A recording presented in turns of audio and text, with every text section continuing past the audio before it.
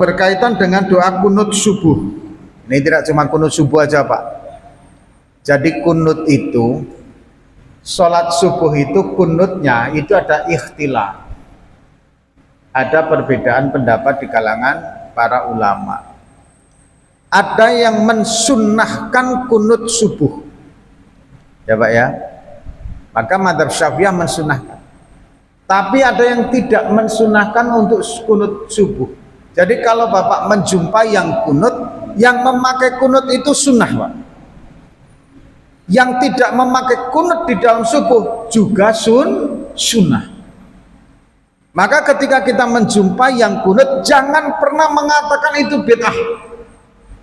Tersesat apalagi Pak, jangan. Ini hukum fikih Pak, saya tegaskan, dalilnya lengkap.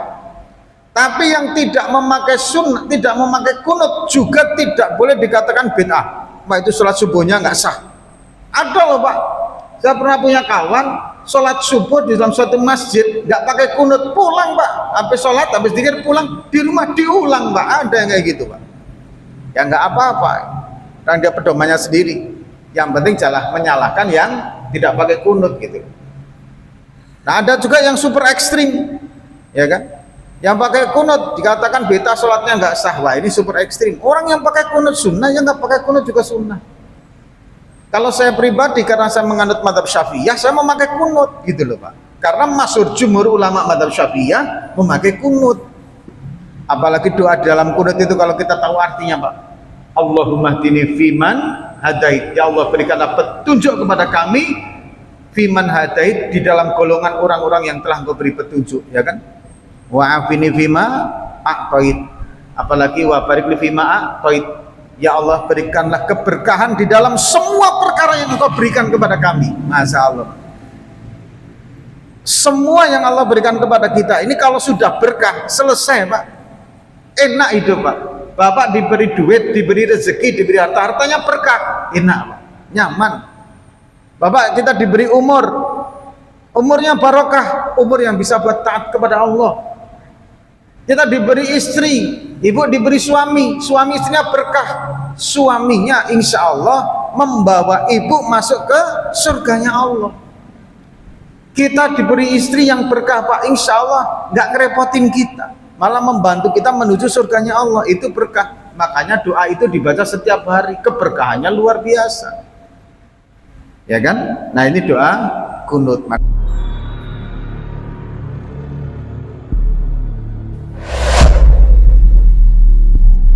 Assalamualaikum warahmatullahi wabarakatuh. A'udzu billahi minasyaitonir rajim.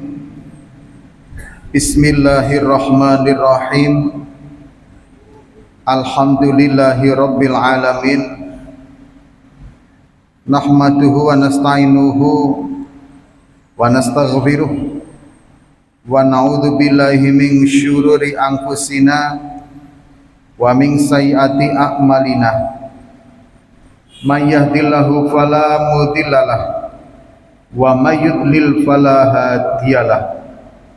Allahumma sholli wa sallim ala sayyidina Muhammad wa ala alihi wa ashabihi wa man tabi'ahu bi ihsanihi ila yaumil qiyamah, amma ba'd. Yang kami muliakan para alim, para ulama, para kiai, para ustadz, para imam, yang kami hormati ketua pengurus Masjid Al-Uswah beserta kepengurusannya, yang kami hormati Bapak Ibu semua yang hadir dalam majelis taklim kita. Hadirin, marilah kita bersyukur kepada Allah Subhanahu wa taala atas segala nikmat, rahmat, hidayah yang Allah Subhanahu wa taala berikan kepada kita. Atas nikmat-nikmat tersebut mari kita memuji kepadanya dengan mengucapkan alhamdulillahirabbil alamin. Salam dan salawat mari kita haturkan kepada junjungan kita Nabi Agung Muhammad sallallahu alaihi wasallam. Allahumma sholli wa sallim ala sayyidina Muhammad wa ala ali sayyidina Muhammad. Hadirin yang dirahmati oleh Allah Subhanahu wa taala, pada saat ini kita kembali akan mengaji tentang ilmu fikih. Tapi tentunya ilmu fikih yang kita kaji saat ini sedikit berbeda di dalam kesemangatan untuk amaliyahnya dibandingkan dengan ketika kita belajar dulu. Kalau dulu hadirin kita belajar ilmu fikih, orientasinya adalah agar ibadah kita sah, agar ibadah kita menjadi ibadah yang tidak batal. Orientasinya di situ. Tapi kalau sekarang belajar ilmu fikih naik levelnya, tidak cuman setakat sah dan tidaknya, tapi naik levelnya adalah sebanyak mungkin nilai sunnah kita amalkan di dalam masalah amalia fikih. Jadi tidak cuman sekedar sah, tapi kita acuannya adalah menuju sempurnanya amal ibadah itu kita kerjakan. Semaksimal mungkin ilmu yang kita ketahui kita kerjakan. Kenapa hadirin? Karena kita sudah pernah ngaji rasa. Contoh misalkan hadirin, Bapak bertamu kepada orang yang dituakan. Kalau setakat umumnya otomatis kita akan mengatakan assalamualaikum. Waalaikumsalam, permisi, silahkan duduk, kemudian kita duduk biasa. Itu sudah masuk kategori cukup dari segi adab standarnya. Tapi kemudian hadirin, ada yang lebih lagi. Karena kita sudah belajar tata sopan santun, kalau bahasa sekarang belajar kepribadian, nah kan itu Pak ya, kalau bahasa sekarang belajar kepribadian, otomatis wajah dan gestur tubuh pun saat bertamu menunjukkan tata sopan dan tata santunnya. Ini perbedaan orang yang setakat hanya standar saja bertamu dengan orang yang sudah mengenal rasa dalam sopan santunnya. Nah ini tentu beda. Makanya kita sekarang juga begitu Bapak Ibu hadirin, tidak cuman setakat antara sah dan tidaknya saja, tetapi di atas itu adalah bagaimana tidak hanya sah tapi juga sesempurna mungkin di dalam amalia itu kita banyak mengamalkan sunnah. Kenapa hadirin? Karena nanti hadirin amal ibadah, perilaku, perkataan yang tinggi di hadapan Allah Subhanahu wa taala itu apabila ada unsur sunnah nabinya, Pak. Kalau ada unsur sunnah nabinya, insya Allah. Kenapa? Karena di situ ada satu motivasi menghidupkan sunnah Rasul. Padahal Rasulullah bersabda, man ahya sunnati faqad ahabbani, wa man ahabbani kana ma'i fil jannah. Barang siapa yang menghidupkan sunnahku, berarti dia cinta kepadaku. Barang siapa yang cinta kepadaku, dia bersamaku di surganya Allah Subhanahu wa taala. Ini motivasi kita untuk menghidupkan sunnah Rasul. Nah hadirin, tapi beda lagi Pak. Walaupun sama-sama ingin menghidupkan sunnah, yang kita tekankan adalah amaliyah. Kenapa hadirin? Karena ada penekanannya membicarakan sunnah, tetapi penekanannya penerapan hukum. Sehingga ini kadang mohon maaf bisa terpelesetkan, bisa salah persepsi dengan sesuatu yang akhirnya kemudian kita justru memecah belah umat Islam. Contoh hadirin yang dirahmati oleh Allah, sholat, baju menutup aurat itu Islam. Tapi apakah kita wajib memakai jubah? Enggak. Apakah kita kemudian wajib memakai batik? Enggak juga. Yang penting menutup aurat. Nah, wong kerah kayak gini ini sebenarnya juga bukan kerah orang Arab kok, Pak. Kerah kayak gini namanya kalau bahasa penjahit namanya kerah Shanghai kan gitu toh Pak. Coba jenengan Pak mau menjahitkan baju yang kerah Arab gitu kan nggak ada Pak. Yang kerah Arab bagaimana ya? Yang kerahnya itu nggak ada apa ini lambeannya di situ. Oh itu namanya kerah Shanghai bukan kerah Arab kan begitu Pak. Jadi hadirin yang dirahmati oleh Allah, ini yang harus kita pahami agar tidak nanti kita terjebak dalam sebuah penghukuman dan penghakiman kepada sesama umat Islam dengan dalil bid'ah. Mohon maaf. Karena sering kita jumpa itu Pak. Ada seseorang habis sholat, zikir berjamaah. Sah tidak Pak? Sah. Nggak ada dalilnya, lebih tidak ada dalilnya lagi, habis sholat langsung hilang. Lebih tidak ada dalilnya lagi, habis sholat main HP. Itu lebih tidak ada dalilnya lagi. Karena masalah zikir ba'da sholat itu hadirin, itu tidak ada kewajiban khusus dilakukan secara sendiri-sendiri atau dilakukan secara berjamaah. Mau yang berjamaah monggo silahkan, mau yang monggo silahkan. Karena di situ tidak ada aturan sah dan tidaknya dalam sebuah kaidah ilmu fikih tentang masalah zikir ba'da sholat. Tidak ada aturan kalau zikir ba'da sholat dikeraskan tidak sah, atau kalau zikir ba'da sholat disirkan tidak sah. Nggak ada. Rasulullah mengajarkan ini loh kaidah zikirnya ba'da sholat, istighfar, kemudian al-fatihah, ayat kursi dan lain sebagainya, tasbih segitu-segitu. Ini tidak ada. Kalau lihat zikir habis sholat berjamaah kayaknya benci luar biasa, sebagai ahlul bid'ah yang harus dicap masuk neraka, sementara dirinya sendiri begitu salam langsung hilang Pak, ya kan itu. Kadang begitu salam langsung main HP.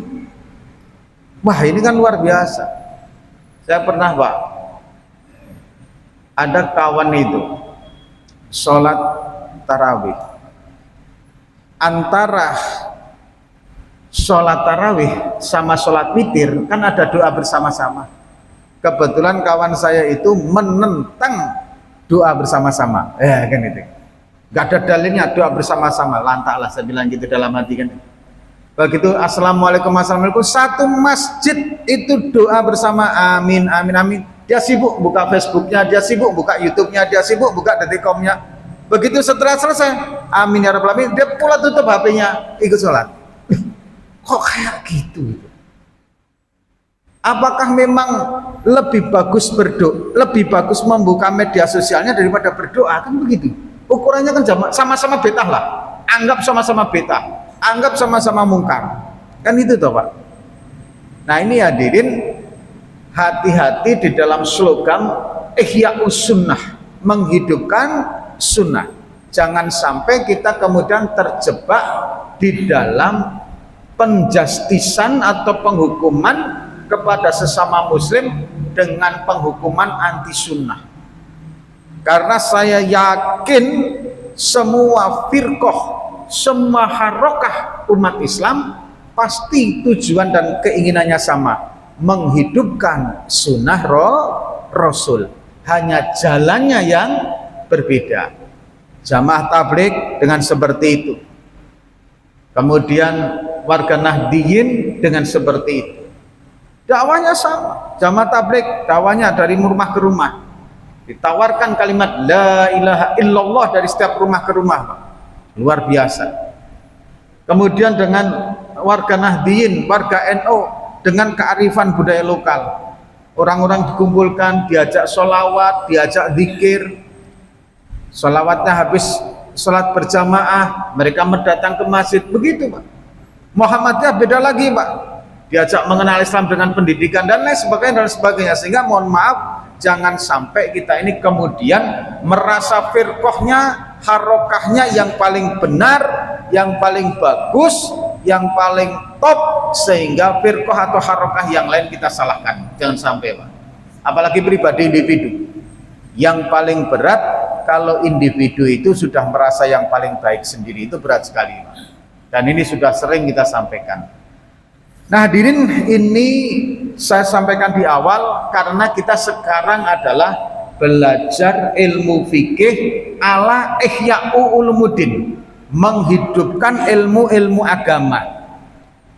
Nanti target kita hadirin, orientasi kita mempelajari ini adalah untuk diamalkan, sehingga kita di hadapan Rabb kita, di hadapan Allah Subhanahu wa taala mempunyai tata sopan yang tinggi, mempunyai cita rasa yang tinggi untuk betul-betul tawadhu di hadapan Allah Subhanahu wa taala. Insya Allah hadirin, kalau orang itu sudah bisa masuk sifat tawadhu, gak akan ada kesombongan. Gak ada orang itu kemudian melihat mandang orang lain, nak diceramahin semua, nak dinasihatin semua, tidak.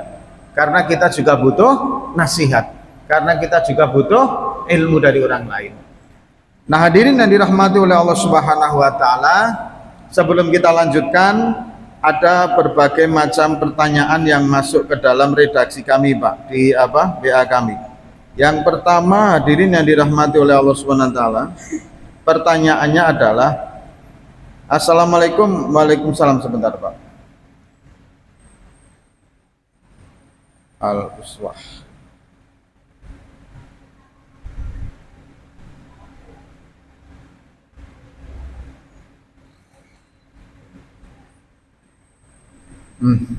Assalamualaikum warahmatullahi wabarakatuh. Satu, berkaitan dengan doa kunut subuh. Ini tidak cuma kunut subuh aja Pak. Jadi kunut itu, sholat subuh itu kunutnya itu ada ikhtilaf, ada perbedaan pendapat di kalangan para ulama. Ada yang mensunnahkan kunut subuh, ya Pak ya, maka madzhab Syafi'iyah mensunnahkan. Tapi ada yang tidak mensunnahkan untuk kunut subuh. Jadi kalau Bapak menjumpai yang kunut, yang memakai kunut itu sunnah Pak. Yang tidak memakai kunut di dalam subuh juga sunnah. Maka ketika kita menjumpai yang kunut, jangan pernah mengatakan itu bid'ah, tersesat apalagi Pak, jangan. Ini hukum fikih Pak, saya tegaskan, dalilnya lengkap. Tapi yang tidak memakai sunnah, tidak memakai kunut juga tidak boleh dikatakan bid'ah. Pak, itu sholat subuhnya nggak sah. Ada loh Pak, saya pernah punya kawan sholat subuh di dalam suatu masjid nggak pakai kunut, pulang Pak, habis sholat habis dikir pulang, di rumah diulang Pak. Ada yang kayak gitu Pak. Ya nggak apa-apa, dan dia pedomannya sendiri. Yang penting jangan menyalahkan yang tidak pakai kunut gitu. Nah ada juga yang super ekstrim, ya kan? Yang pakai kunut dikatakan beta sholatnya nggak sah. Wah ini super ekstrim. Orang yang pakai kunut sunnah, yang nggak pakai kunut juga sunnah. Kalau saya pribadi, karena saya menganut madzhab Syafi'iyah, saya memakai kunut gitu loh Pak. Karena masyhur jumhur ulama madzhab Syafi'iyah memakai kunut. Apalagi doa dalam kunut itu kalau kita tahu artinya Pak. Allahumma hdini fiman hadait. Ya Allah berikanlah petunjuk kepada kami fiman hadait, di dalam golongan orang-orang yang telah Engkau beri petunjuk, ya kan? Wa afini fima a'tait. Apalagi wa barik li fima a'tait. Ya Allah berikanlah keberkahan di dalam semua perkara yang Engkau berikan kepada kami. Masya Allah. Semua yang Allah berikan kepada kita ini kalau sudah berkah, selesai Pak. Enak hidup Pak. Bapak diberi duit, diberi rezeki, diberi harta, hartanya berkah, enak Pak, nyaman. Bapak kita diberi umur, umurnya barokah, umur yang bisa buat taat kepada Allah. Kita diberi istri, ibu diberi suami, suami istrinya berkah, suaminya insya Allah membawa ibu masuk ke surganya Allah. Kita diberi istri yang berkah Pak, insya Allah nggak ngerepotin kita, malah membantu kita menuju surganya Allah, itu berkah. Makanya doa itu dibaca setiap hari, keberkahannya luar biasa, ya kan? Nah ini doa kunut. Makanya kalau saya pribadi memakai doa kunut. Kemudian saya pernah mendengar bahwa ada larangan, kita dilarang mengusapkan telapak tangan kita ke wajah setelah membaca doa kunut subuh bersama imam. Mohon penjelasannya Ustadz. Nah betul, ada beberapa hal yang tidak disukai. Bukan haram Pak, tidak disukai di dalam syariat. Nah ini hukumnya wallahu alam, apakah masuk makruh atau masuk mubah wallahu alam. Tapi bahasanya itu cuman ada beberapa hal yang tidak disukai di dalam beberapa momen, di dalam beberapa keadaan. Yang saya ingat itu cuma dua, Pak. Satu, tatkala habis berdoa di dalam sholat, doa kunut baik nazilah maupun kunut biasa, pada tiga, Pak. Satu, ketika habis doa mengusapkan telapak tangan ke muka. Itu pada saat di tengah sholat, pada saat sholat. Jadi di situ kan ada doa, yaitu doa kunut itu tadi. Pada saat setelah doa kunut baik nazilah maupun kunut subuh atau kunut 15 akhir di sholat tarawih, di sholat witir bulan suci Ramadan, setelah selesai kemudian diusapkan ke muka. Itu yang pertama. Yang kedua, hadirin yang dirahmati oleh Allah Subhanahu wa taala, adalah pada saat mendengar adzan tidak ikut menjawabnya. Itu sama, Pak, klasifikasinya. Pada saat mendengar adzan tidak ikut untuk menjawab adzannya. Kadang malah ngobrol sendiri, main HP sendiri, itu sangat dibenci. Makanya hadirin yang dirahmati oleh Allah, kalau kita mendengar adzan, jawab adzan itu, Pak. Dan pahalanya gedenya luar biasa. Ingat, dakwah tamah, dakwah yang paling sempurna itu kalimat adzan. Bahkan pahalanya sejauh adzan kumandang itu berkumandang itu terdengar, sejauh itu pula seluruh makhluknya Allah berdoa memohon ampun kepada Allah untuk manusia yang adzan tadi, Pak. Makanya kalau adzan berebut, Pak, jangan subuh-subuh yang adzan sudah tua terus, Pak. Adzannya sudah bergetar, Allah sudah begitu, Pak. Ya, nggak semangat gitu kan. Apalagi ini, Pak, insya Allah nanti ke depan akan ada gerakan subuh keliling dan maghrib keliling. Ayo, Pak, kita sukseskan ini, Pak. Kita buat salat subuh bersama ini luar biasa nanti. Anak-anak kita bangunkan lagi, apalagi nanti kalau TPQ ini sudah hidup lagi, Pak, ya kan? Pemko insya Allah nanti ke depan akan mengadakan subuh keliling. Ini bocoran dulu, Pak. Wah, bocoran ini, Pak. Yang pertama, sholat safari berjamaah, ada maghrib keliling, ada subuh keliling dari Pemko yang pertama, Pak. Insya Allah nanti, Pak, suatu saat nanti, Pak. Yang kedua dari Kemenak, jadi Kemenak sendiri, Pemko juga sendiri. Yang ketiga ada dari berbagai macam komunitas. Makanya kalau bapak abang-abang ini kok nggak ikut, wah ketinggalan nanti. Orang-orang sudah berebut pahala masalah sholat subuh dari generasi muda, abang-abang nggak ikut, nanti ketinggalan. Apalagi bapak-bapak udah sepuh nggak mau ke masjid, waduh, masya Allah, Pak, naudzubillah. Udah sepuh hobinya di kedai kopi, malamnya dugem karaoke, waduh, naudzubillah min dzalik, Pak. Ya kan? Zaman kita rubah dari kita, Pak. Ada berbagai macam darurat akhlak sekarang ini, Pak. Darurat zina, darurat narkoba, darurat judi, masya Allah, darurat riba. Kalau kita tidak mulai dari kita, kapan kita akan memulai? Yang pertama. Yang kedua, untuk pengurus masjid yang mempunyai lahan yang mau ditanami pokok buah-buahan, Pak, nanti kita akan buat program, silahkan nanti kita akan drop bibit buah-buahan pokok tahunan yang mempunyai lahan, ya kan? Kalau yang nggak mempunyai lahan nggak usah dipaksakan, ya kan? Al-Uslah ini sudah nggak punya lahan, Pak Ketua, ya kan? Mau nanam mangga pula di depan, ya kan? Ya, protes nanti sama jamaahnya, ini Pak Ketua malah nanam mangga, kan itu, Pak, ya. Bapak-bapak pengurus masjid, ibu-ibu pengurus masjid yang mempunyai masjid, TPQ yang sekiranya nanti butuh bibit, nah kita drop nanti, sehingga nanti masjid-masjid hijau rindang dengan adanya pokok buah-buahan. Sekali buah-buahan itu dimakan oleh burung-burung, oleh dimakan belatung, oleh dimakan oleh ulat, kita ikut sedekah di dalamnya. Nggak luar biasa, Pak. Kemudian yang ketiga, mengangkat tangan di tengah sholat yang tidak atau yang bukan bangun dari at-tahiyat awal, itu malah makruh, Pak, itu. Jadi kalau mengangkat tangan itu kan disunahkan, Pak, ketika takbir.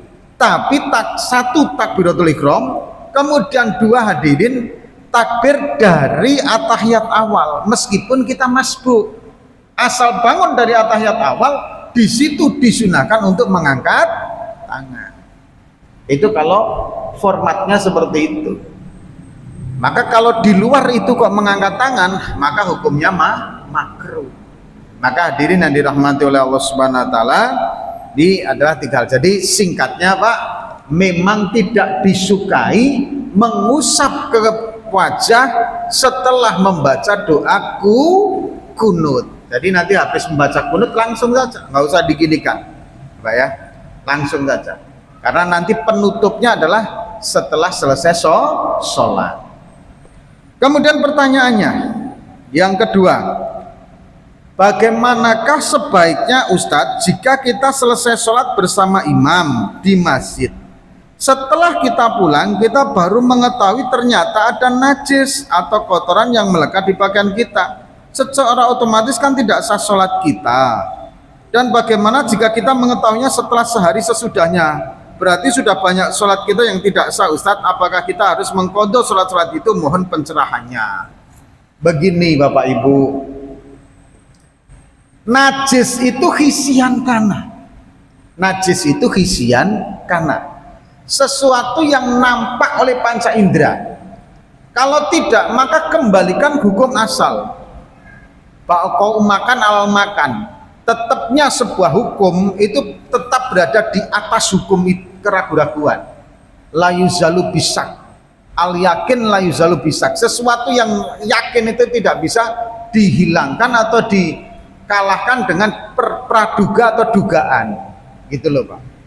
Jadi begini Pak, kalau kita keluar, ini contoh Pak ya, dari sini Bapak nggak pakai sandal kan? Tapi ini jangan dipraktekkan, saya nggak ngajarin ini, nanti jadi meremehkan semua, ya kan?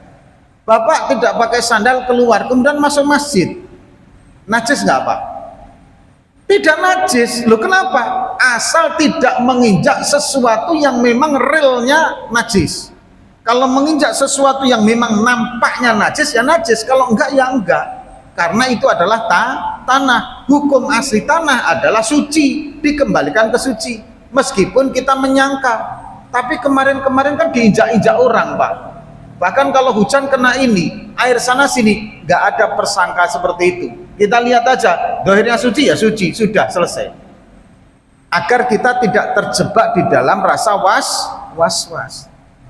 Tapi jangan mentang-mentang jenengan mengerti seperti itu, kemudian keluar masuk Bapak dari tempat wudhu sana nggak pakai sandal kesininya, geger orang-orang nanti, marah Pak Ketua nanti Pak. Capek marbot memasjidkan jenengan seenak-enaknya saja, ya tidak seperti itu. Itu namanya ke orang Jawa benar tapi nggak benar gitu Pak. Benar tapi nggak betul. Benar secara hukum fikihnya tapi nggak betul secara adabnya, gitu loh Pak. Nah hadirin yang dirahmati oleh Allah, terus kembali ke tadi. Begini hadirin, kalau bapak atau ibu sholat di sini, sampai di rumah baru lihat kalau itu ada najis, perkirakan saja Pak. Kalau memang najisnya itu, kalau dalam ilmu fikih malah begini, kalau sekiranya jarak dari pisahnya dari sholat sampai ke rumah itu memungkinkan adanya najis itu baru jatuh, maka ini sudah tidak dibahas lagi sholatnya sah, nggak usah diulang. Bisa dipaham nggak? Begini Bapak misalkan sholat nih, ya kan? Setelah sholat kemudian Bapak pulang, apalagi sampai rumah Pak, udah lama itu Pak, Bapak jalan atau Bapak baru dzikir amin amin ya rabbal alamin, kemudian Bapak begini, ada tai cecak di sini Pak misalkan. Ini kan tahu-tahu ada tai cecak itu kan baru ini, dan bisa dimungkinkan adanya tai cecak jatuh ke sini itu pasca salam.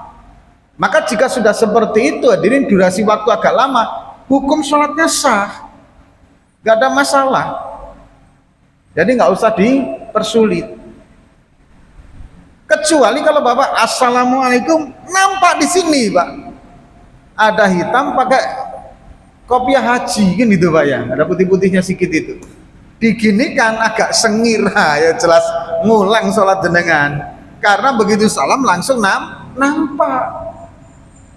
Kalau sudah assalamualaikum sudah amin amin ya Allah rabbal alamin, baru naik mau sholat ba'diyah, nempak, ya sudah selesai, sah sholatnya. Diperkirakan aja mungkin jatuhnya pasca sholat. Mantep saja Pak.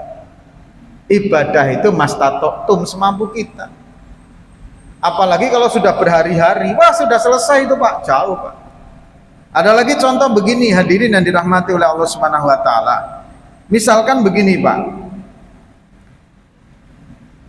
Kita ini hadirin, contoh ini Pak, salam. Misalkan kita fil alamina innaka hamidum majid. Assalamualaikum warahmatullahi wabarakatuh. Assalamualaikum warahmatullahi wabarakatuh. Bapak baru ingat, ya Allah, tadi lupa belum sujud sahwi. Langsung Pak, sujud sahwi, duduk, sujud sahwi, duduk lagi. Assalamualaikum aja sih, assalamualaikum 2 kali. Boleh kayak gitu kok Pak.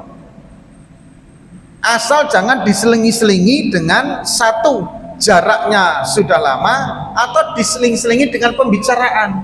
Misalkan begini Bapak Imam, Assalamualaikum warahmatullahi wabarakatuh. Assalamualaikum warahmatullahi wabarakatuh. Makmum yang nyakan, Pak, tadi kan lupa tahiyat awal, kok nggak sujud sahwi? Masya Allah, iya. Langsung kemudian Bapak Allahu Akbar sujud sahwi, udah nggak sah Pak, karena sudah diseling-selingi dengan pembicaraan tadi. Makmumnya pula ngikut pula, iya ya, ngikut pula, ayo bubar semua itu Pak. Jadi ada jarak, diperhitungkan jaraknya. Kalau sekiranya jaraknya itu hadirin yang dirahmati oleh Allah sudah panjang dan memungkinkan adanya durasi itu, najis itu mendatanginya, maka hukum dikembalikan kepada hukum asli, sah sholatnya. Sama juga kasusnya Pak. Bapak dari situ nginjak tai ayam, kemudian Bapak masuk ke sini. Di sini baru tahu kalau kaki Bapak ada tai ayamnya. Mana yang harus dibersihkan? Jejak yang ada nampak tai ayamnya itulah yang dibersihkan aja. Sudah. Jangan dari sini sampai ke sana Bapak siram begitu, capek Pak, ya kan itu kan. Maka itulah pentingnya ilmu. Atau begini Pak. Nah ini Pak. Bapak punya kucing, Ibu punya kucing misalkan. Habis makan apa?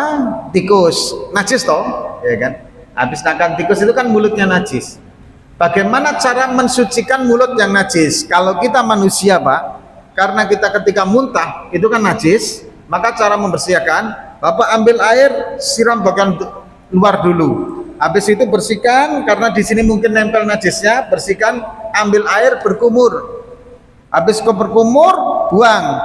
Habis itu kita bersihkan lagi ininya, ambil air, siram apa mulutnya, selesai. Itu kalau manusia.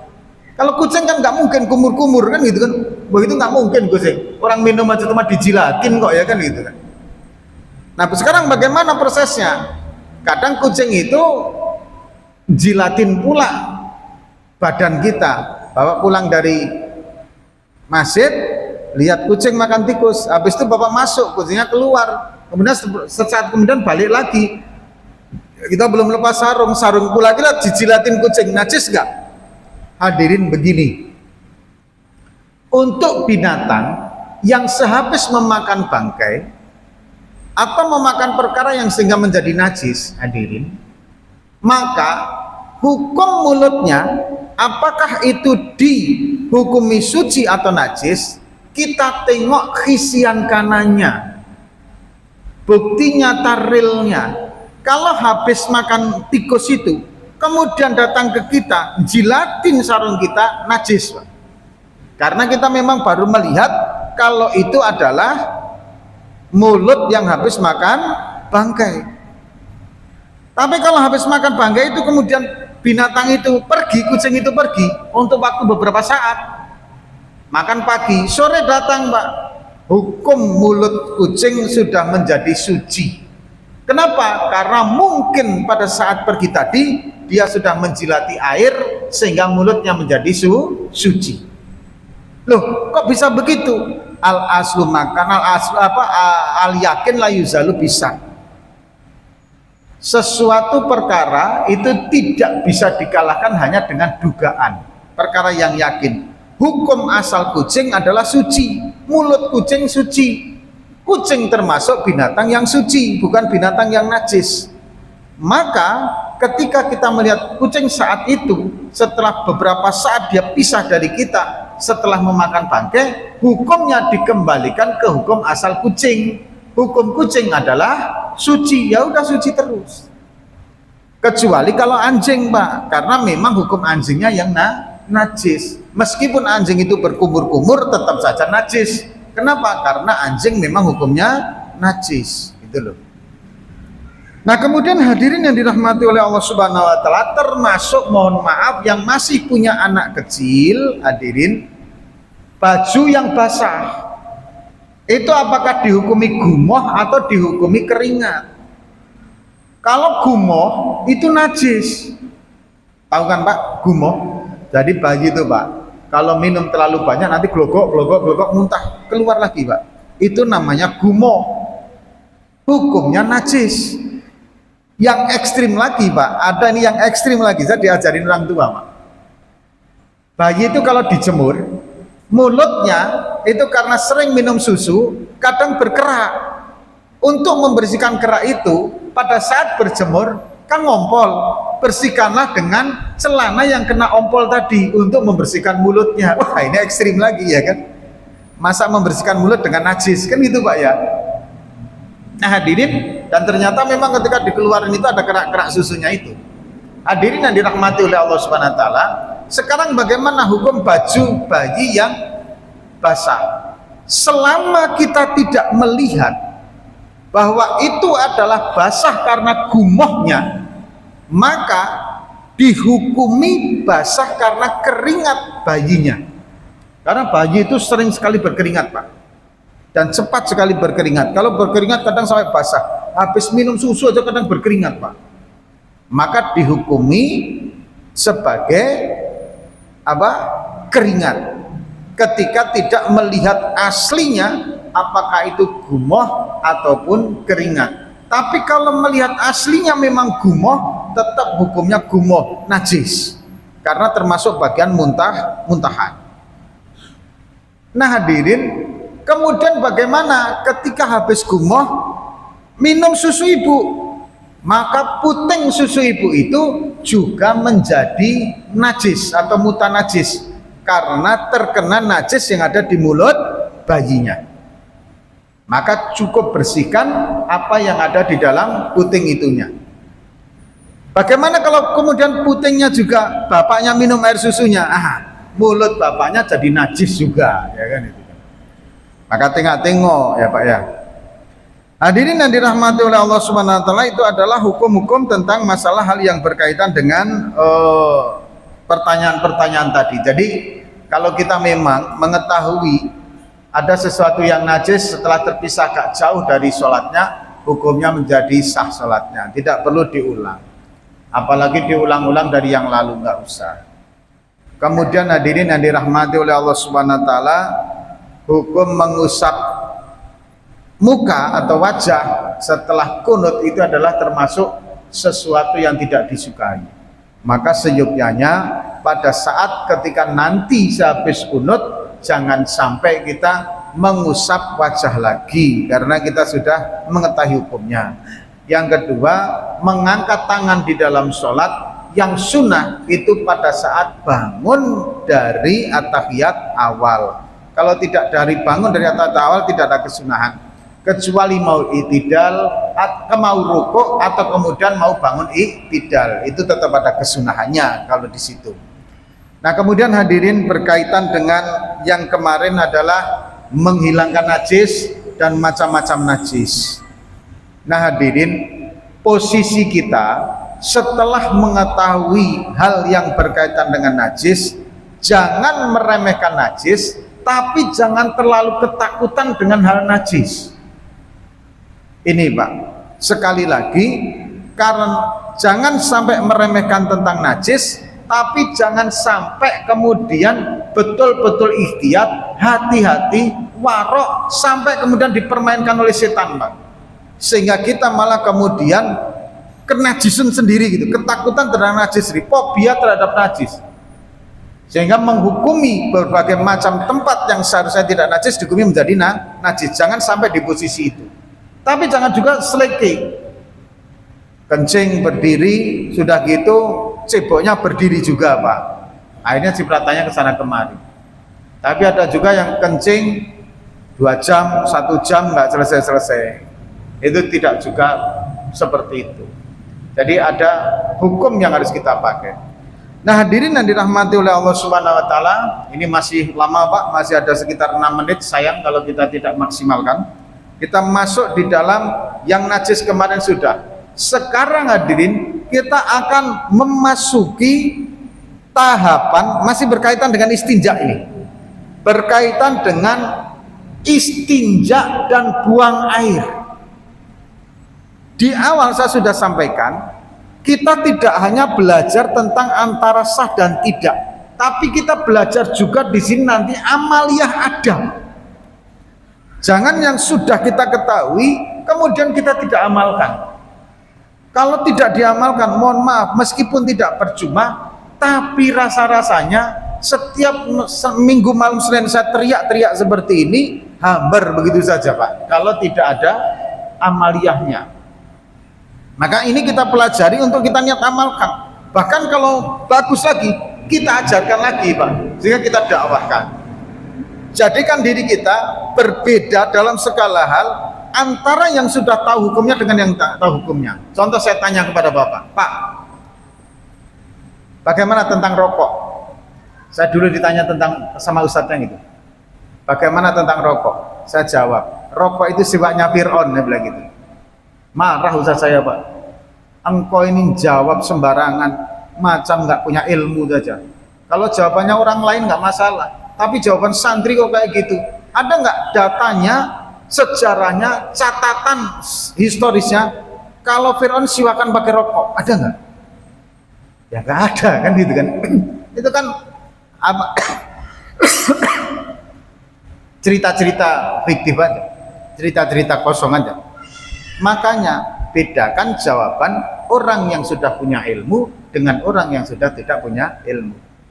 Kalau kamu menjawab bagaimana tentang rokok, ada ulama yang mengharamkan, ada ulama yang memakruhkan, ada ulama anti betul terhadap rokok, tapi ada ulama yang memang ahli merokok juga ada Pak. Tidak cuma di Indonesia, di Arab Pak, pengarang-pengarang kitab, ulama-ulama madzhab itu yang ahli merokok itu banyak juga Pak. Zaman dulu loh, salafus soleh loh, bukan sekarang gitu loh Pak. Jadi kita ini jangan terlalu anti betul terhadap orang yang merokok, tapi juga tidak boleh menghalalkan sesuatu yang tidak ada hukum halal pastinya.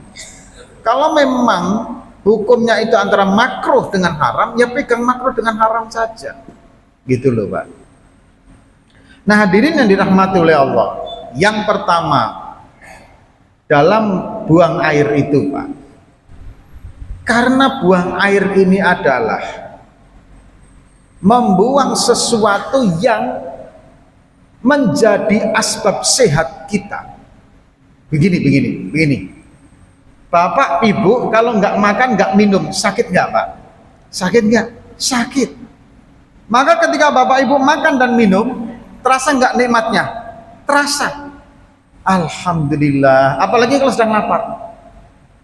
Tapi jangan lupa, membuang kotoran itu juga sesuatu yang membuat sehat badan kita Pak. Kalau kita tidak buang kotoran itu, maka racun akan dalam diri kita. Orang gagal ginjal itu Pak, ginjalnya sudah tidak lagi memisahkan antara darah yang telah beracun dengan darah yang sehat, sehingga nanti yang beracun itu menjadi kencing.